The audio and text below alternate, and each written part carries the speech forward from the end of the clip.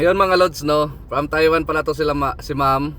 Sinundo ng mister niya sa Terminal 1. Magpapahatid to sa Victory Liner sa May Cubao mga lods. Grabe ang pasahero, napakarami mga lods. Iwan ko kung anong oras na to sila nakasakay, no.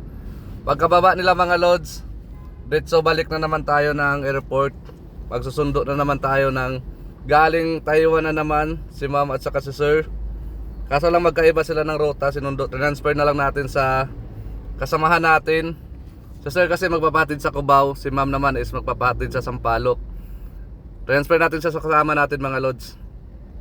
Pagka lipat natin sa kay sir, diretso na tayo ng Terminal 3. May isang pasahero din tayo nag-abang doon, si ma'am.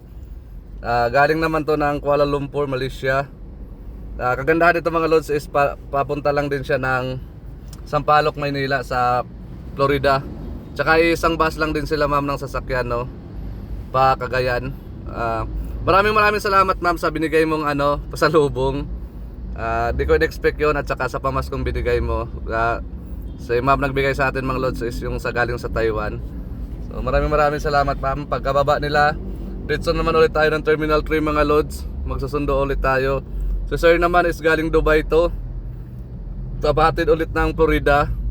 Problema mga lods, Dubai to China siya connecting. Napapagod na si sir sa haba ng stay niya doon sa sa China. Ang problema pa nga mga lods, wala na naman siyang reserve na ticket. Napakaraming pasahero, wala nang bus na Patugigaraw. Kaya ang ginawa niya, lipat na naman kami ng Victory Liner sa may Kamyas mga lods. Doon na siya nagpahatid. Pagdating namin doon, wala na namang bus, wala siyang masakyan. Ang ginawa niya, doon na lang daw siya maghintay ng change passenger. Ito naman si sir mga lods, Taiwan na naman to galing. Bigla lang tong tumawag sa atin. Kaya ang ginawa natin, hinatid na lang muna natin siya saglit kasi hindi pa naman nakababa yung pasahero natin na isa. Patid lang to sa Jackliner sa may Buendia, no. Biyaheng Batangas Pier to si sir. Sakto lang din, pagkabalik natin, pababa na rin si ma'am. Galing naman to ng Qatar. Pahatid to si ma'am mga lods ng San Jose del Monte, Bulacan. Di ko alam masyado yung address nila, no. So yun, gabi na. Anong oras na natin to na pick up si ma'am? Anong oras na rin natin na ihatid? Madaling araw na.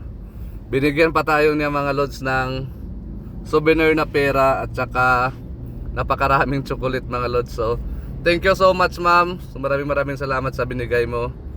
Tsaka sa mga nagbubuk pala sa atin mga lods, maraming salamat sa pagtitiwala nyo. Tsaka sa walang sawang pagtitiwala nyo. Saka sa mga nirecommend ko mga lods na mga kasamahan ko, 100% yan, trusted yung mga yan. Kaya hindi ako natatakot pag sila ang pinapahatid ko sa inyo. Makakarating kayo ng mga lods sa papuntahan nyo, 100%.